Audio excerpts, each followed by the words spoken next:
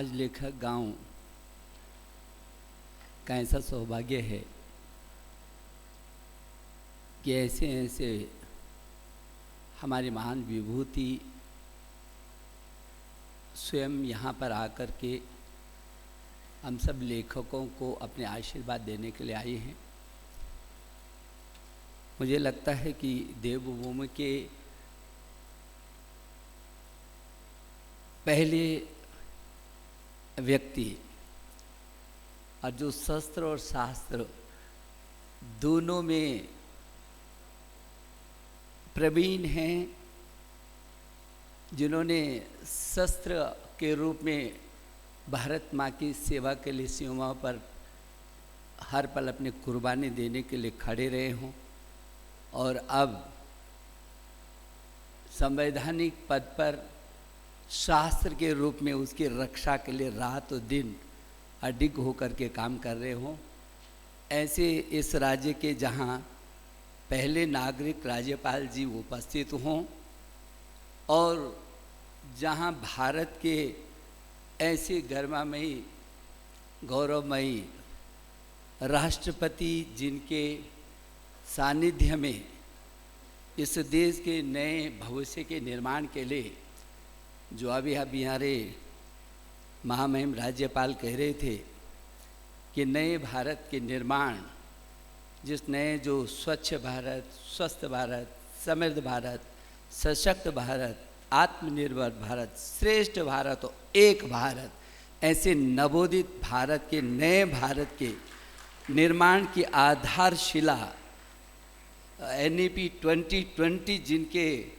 सानिध्य में मार्गदर्शन में मुझे भारत के शिक्षा मंत्री रहते हुए और पूज्या रामनाथ कोविंद जी के भारत के पूरी दुनिया के सबसे बड़े लोकतांत्रिक देश के सर्वोच्च पद पर राष्ट्रपति के पद पर पदासीन होने के बाद जिस तरीके से वो शिक्षा व्यवस्था को आपका मार्गदर्शन मिला, लगातार और लगातार हम भूल नहीं सकते। इस देश का गौरव है कि आपके सानिध्य में और प्रधानमंत्री जी की प्रेरणा से हम नए भारत के निर्माण की आधारशिला स्थापित कर पाए हैं।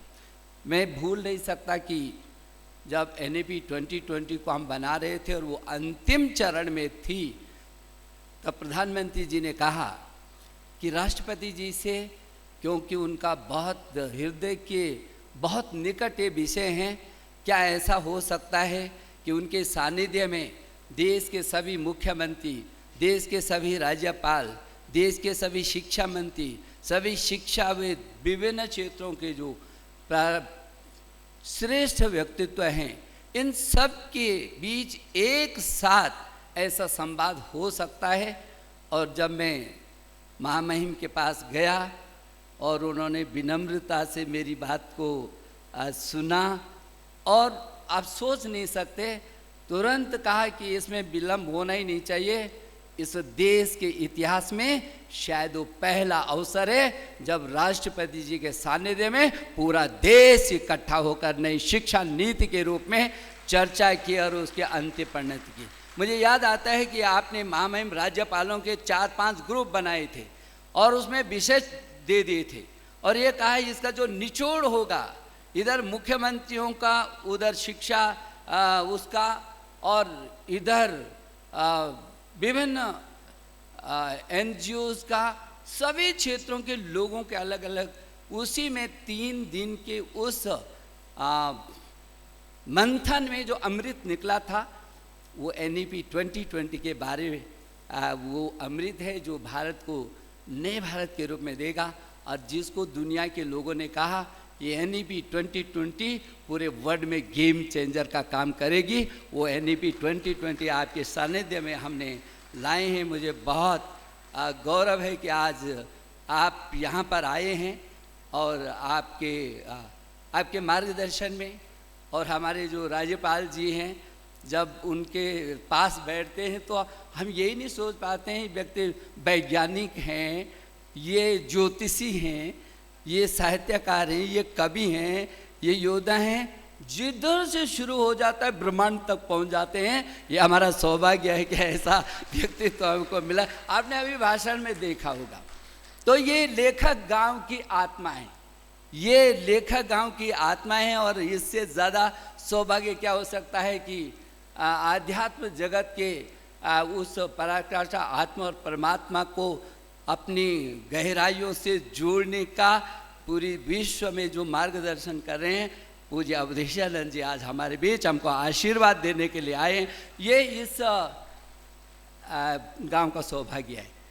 और जहां हमारे इस राज्य के बहुत ही प्यारे खूबसूरत अकलुषित मुख्यमंत्री जिनके नेतृत्व में देश में तमाम ऐसे काम हो रहे हैं कि आज उत्तराखंड देश का चर्चा का ही विषय नहीं है, बल्कि अन्य राज्य बहुत सारे ऐसे कानून बनाए हैं कि उनका प्रारूप लेकर के और मार्गदर्शन ले रहे हैं। आपका भी हम बहुत अभिनंदन कर रहे हैं कि आज आपने कहा कि ये लेखा गांव में अतिथि नहीं हूँ। और ये मेरा क्योंकि ये भी सौभाग्य से यहाँ पर जो लोग हैं कि लगभग 40 देशों के लोग प्रतिनिधित्व के रूप में आ रहे हैं और लगभग 65 से 70 देश अप्रत्यक्ष प्रत्यक्ष रूप में इन 3 दिनों में जुड़ रहे हैं। अनिल जी सुन रहे हैं वहाँ पर। और ये भी सौभाग्य है हमारा, स्वामी जी भी सीधे बाहर से आए हैं। उन्होंने कहा कि सीधे एयरपोर्ट से आए और एयरपोर्ट से सीधे जो है कार्यक्रम में आए। और मैं आभारी हूँ, बहुत हृदय से आभारी हूँ।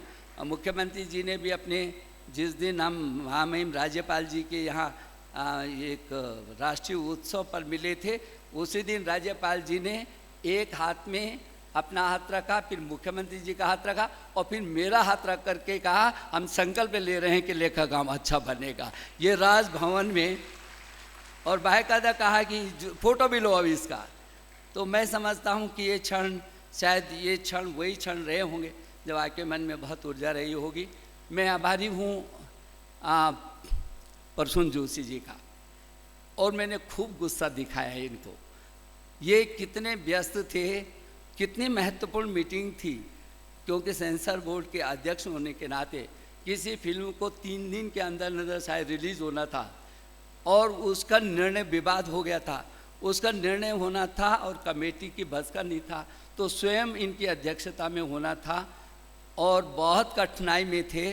और मैंने साधिकार कहा, मैंने कहा कुछ नहीं, मैं नहीं सुनना चाहता, लेखक गांव आपको याद कर रहा है। और इन्होंने सारे कार्यक्रम में स्थगित करके और बॉम्बे से सीधे यहाँ पहुँचे। मैं आपका हृदय से आभारी हूँ।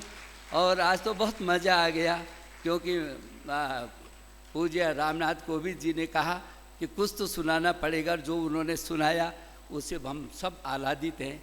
मुझे लगता है लेखक गांव का सौभाग्य है कि इस तरीके का ये जो मंच है और जो इधर व्यक्तित्व बैठे हैं, यहाँ कथाकार हैं, यहाँ कवि हैं, यहाँ विचारक हैं, यहाँ चिंतक हैं, यहाँ शिक्षाविद हैं। और मुझे लगता है कि इधर हमारी MP महारानी साहब बैठी हैं। हमारे सारे पद्म भूषण हैं, यहाँ पद्म विभूषण हैं, पद्मश्री बहुत सारे आज महामहिम के साथ सभी लोगों की मुलाकात हुई है। यहाँ कई कुलपति गण हैं, हमारे विधायक जी गण हैं, हमारे पूर्व विधायक गण हैं। यदि मुझे लगता है कि यहाँ पर यदि देखेंगे इस प्रसाल में देश और दुनिया के लोग जो बैठे हैं, विभिन्न प्रकार की ऐसी ऊर्जा लिए लोग हैं कि इस लेखा गांव का सौभाग्य है कि आज सबका आशीर्वाद इस लेखक गांव को मिल रहा है। मुझे भरोसा है कि अटल जी की पीड़ा से जन्मा ये लेखक गांव निश्चित रूप में उन सभी चीज़ों को जिसकी अभी बात हुई, जिन संवेदनाओं की बात हुई, जिस प्राच्य की बात हुई, जिस भारत की बात हुई, जिस संस्कृति और प्रकृति की बात हुई है, निश्चित रूप में जब हम याद करते हैं नालंदा को, तो नालंदा विश्वविद्यालय 10 लाख पांडुलिपि थी और 10 मंजिला वो नालंदा विश्वविद्यालय का पुस्तकालय था। पूरी दुनिया के लोग वहाँ शोध और अनुसंधान करने के लिए आते थे। आज वो नालंदा नहीं है। मैं समझता हूँ किताबें जल सकती हैं लेकिन विचार नहीं जल सकता। विचार आज भी जिंदा है, ज्ञान आज भी जिंदा है। और निश्चित रूप में मुझे इस बात को कहते हुए भी खुशी होती है कि जब हम इस पुस्तकालय की बात कर रहे थे तो एनबीटी के साथ ऑक्सफोर्ड के लोगों ने जब पता चला, उन्होंने यहाँ पर एक पूरी टीम भेजी और उनको लेखक गांव का जो अपना विज़न है बहुत पसंद आया और उन्होंने एक MOU करके कहा है कि हम इसको, इस जो पुस्तकालय है, हमने कहा पहले चरण में हम 1 लाख पुस्तकें करेंगे, लेकिन हमारा लक्ष्य वही नालंदा का 10 लाख पुस्तकों को यहाँ पर स्थापित करने का है। और ऑक्सफोर्ड ने एनबीटी और हमारे बीच MOU करके अभी लगभग 1 करोड़ रुपए की स्वीकृति भी दी। अगले 15 सालों तक वो हमारे इस मिशन में जुड़ेंगे। मुझे इस बात की खुशी है कि जहाँ लेखक कुटीर का जन्म हुआ है, जो लोग, क्योंकि अटल जी की चर्चा आई और मुझे मालूम है कि जब ये चर्चा हुई थी तो महामहिम के सानिध्य में मैं बैठा था तो बार बार कहा कि ये लेखक गांव कहाँ से बात दिमाग में आई। तो मैंने उस दिन भी कहा कि आप सोच सकते हैं कि एक व्यक्ति जो भारत का प्रधानमंत्री रहा हो और जिन्होंने पूरा जीवन में संघर्ष किया हो, जब वो उनकी आंखों से आंसू टपकते हों कि इस देश में लेखक का सम्मान नहीं है। हमारे निराला जैसे लोग, श्याम नारायण पांडे जैसे लोग जब अंतिम क्षण, जिनको हम अपनी पीढ़ी को पढ़ाते हैं, जब वो अंतिम क्षण में उनकी मौत होती तो पशुओं से भी बदतर होती है। उनके पास तन ढकने को कपड़ा नहीं होता, खाने को दाना नहीं होता, दर दर भटकने को मजबूर होते हैं। तो मैं सोचता हूँ, उन्होंने कहा कभी कोई इस दिशा में सोचेगा। और आज ये कुटीर, मुझे पूरा भरोसा है, ये पूरा परिवार इधर से उधर तक, यदि इस देश का श्रेष्ठतम लेखक होगा और उसको लगेगा कि उसका कोई नहीं है, तो उसको ये समझ में अपने आप आ जाएगा कोई नहीं है, उसका ये लेखक गांव है। इन कुटीर में रह करके वो जीवन के अंतिम क्षण स्वाभिमान और सम्मान पूर्वक गुजार सकेगा। और जो उसमें ऊर्जा है, जो उसमें ऊर्जा, वो जीवन के अंतिम क्षण तक उस ऊर्जा का उपयोग करेगा। मुझे मालूम है, मैंने बहुत पिछले 40 सालों से मैं संघर्ष करके यहाँ तक पहुँचा हूँ। मुझे मालूम है कि जो लोग शुरू में सकारात्मक रहते हैं, लेकिन परिस्थितियाँ उनको अंत क्षण में नकारात्मक बना देती हैं। हम कहते हैं इस आदमी को हो क्या गया, ये तो इतना अच्छा था, इतना अच्छा बोलता था, इतना अच्छा सोचता था और अब इतना अच्छा लिखता था, क्या हो गया। हमारे बाली के भी यहाँ पर मंत्री, मैं आपका भी अभिनंदन करना चाहता हूँ। आप पिछली बार इस गांव में आए थे और जैसे ही इनको पता चला कि इसका अभी उद्घाटन होना है, ये इंडोनेशिया से और दौड़ते हुए यहाँ से लगातार सीधे यहाँ आ रहे हैं। हम आपका भी अभिनंदन कर रहे हैं। तेजेंद्र जी जैसे 12-12 घंटे तक लगातार लंदन से जो है करके सारे तमाम देशों के लोग और यहाँ पर आए हैं। मुझे भरोसा है कि जहाँ ये लेखक कुटीर हैं, जहाँ वो पुस्तकालय है, जहाँ उसका ऊपर ऑडिटोरियम बन रहा है, जहाँ ये हिमालय का संजीवनी भोजनालय है, हिमालय के संजीवनी भोजनालय है, वही संजीवनी पार्क जो पीछे है, यहाँ पर नक्षत्र वाटिका है, यहाँ पर नवग्रह वाटिका है। अभी हमारे महामहिम कह रहे थे, हम जब चर्चा कर रहे थे, हमारे बच्चों ने बताया ये नवग्रह वाटिका है।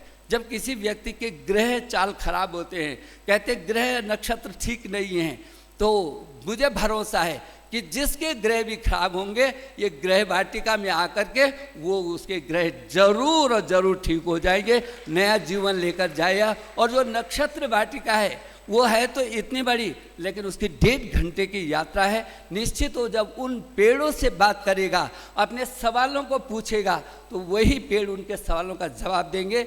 मैं समझता हूँ कि आज क्योंकि महामहिम ने तो हमको 1 घंटा दिया था और हमने साधिकार जो है कई घंटे ले लिए हैं उनके, मैं आपका बहुत हृदय से आभार प्रकट कर रहा हूं। और मुझे भरोसा है कि आपका लगातार हमको सानिध्य मिलेगा। एक बार हम पूरे जितने लेखक, कवि और विचारक जो 3 दिन तक लगातार यहाँ पर चर्चा करना चाहते हैं, हम सब मिल कर के आप सबका अभिनंदन करते हैं। बहुत बहुत धन्यवाद। नमस्कार।